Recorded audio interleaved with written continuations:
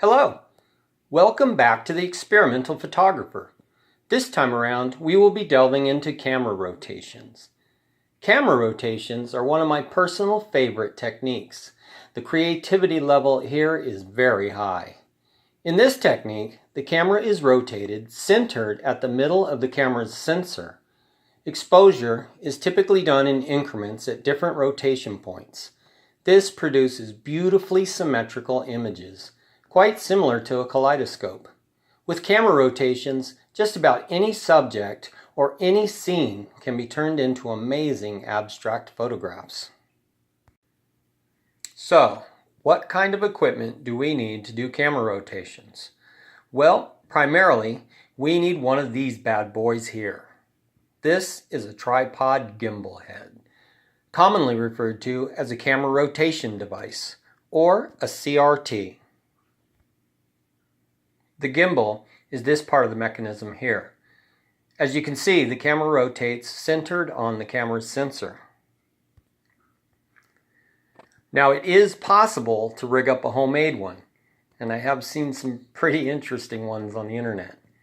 But this gem is so cool that it's worth it to fork out a few bucks for. Prices for a gimbal head range from about $75 US to well over $1,000. I paid $150 for this one, and it works just fine. So it seems that the primary use for these gimbals is fast action photography with long lenses, like birding or racing or action sports, but that's not what we're going to do. We're going to use it for some experimental photography. Now, it is possible to attach the gimbal directly to a set of tripod legs, but it will limit the range of what you can do. I recommend attaching it to a second tripod head, and I find that a pan tilt head works well for this. I was rummaging around in my old camera gear, and I managed to find this complete tripod with the pan tilt head, so it ended up working perfect for this setup. With the gimbal on the tripod, we will begin by calibrating the system to be centered at the middle of the camera sensor. Now, I'm no expert at this procedure, but I will share what I've learned from tinkering with it.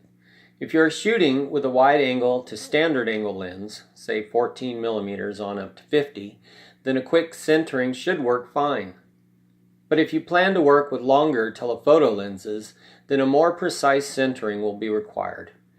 I have found that the single most important detail here is to perfectly align the quick release plate to the camera.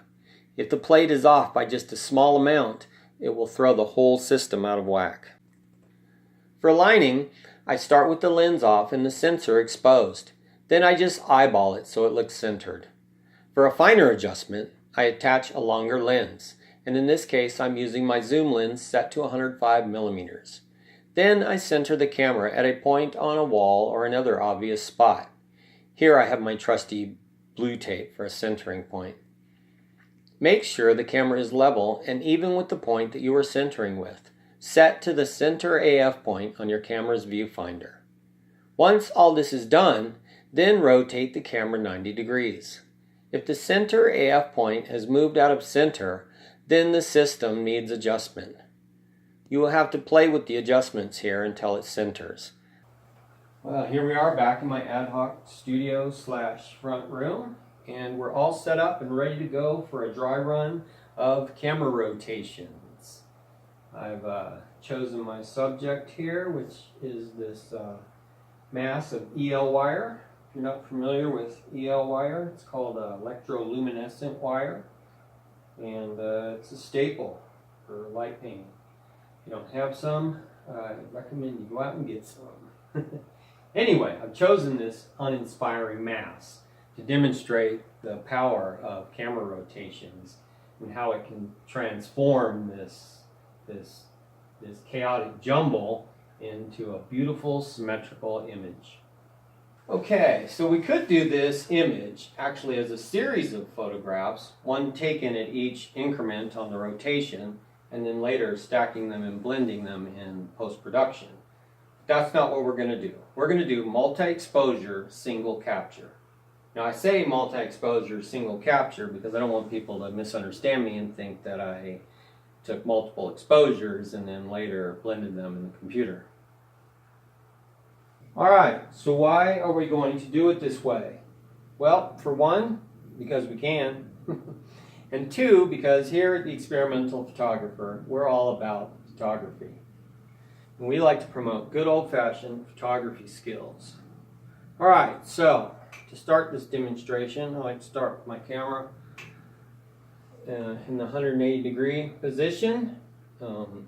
Makes it easier to go all the way around, for me anyway. And what I'm going to be doing is I'm going to be uncapping the lens for the exposure part, and capping it, and then rotating the camera and taking the lens cap back off again for the next exposure. And I'll be counting out loud so you get an idea of how I keep that exposure time even. Alright, well, let's do it. So, turn on my camera. I go 1, 2, 3. Put the lid on. Rotate the camera. 1, 2, 3. Cap the lens. Rotate again. 1, 2, 3. And try not to jostle the camera too much so it's not wiggling around when I get the lens cap off. 1, 2, 3. This is exactly what I'm going to do when I'm taking the real picture. 1, 2, 3. You won't be able to see much for the live video because I don't have a low light video camera for that. 1, 2, 3.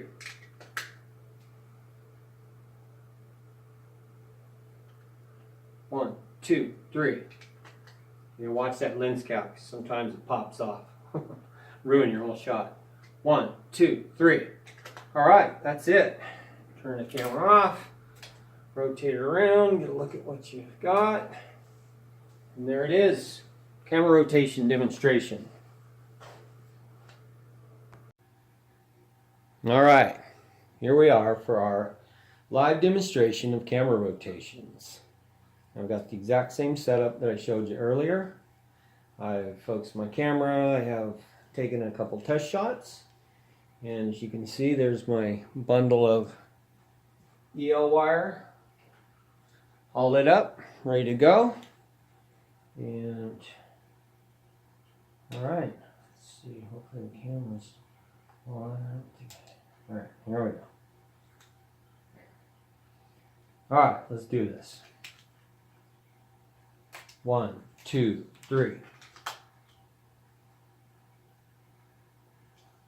1, 2, 3. Counting these off out loud so you can get an idea. 1, 2, 3. Of how I'm getting my exposure. 1, 2, 3. I like to count a little fast, so it seems like I can be more accurate that way. 1, 2, 3.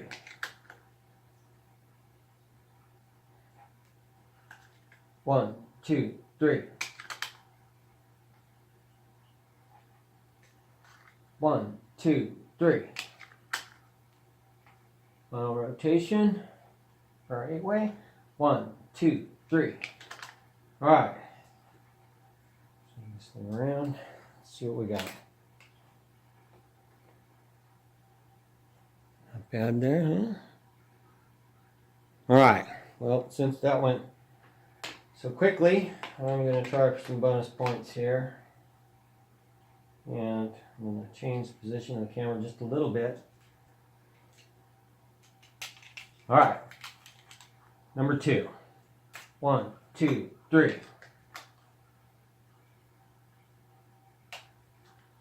1, 2, 3.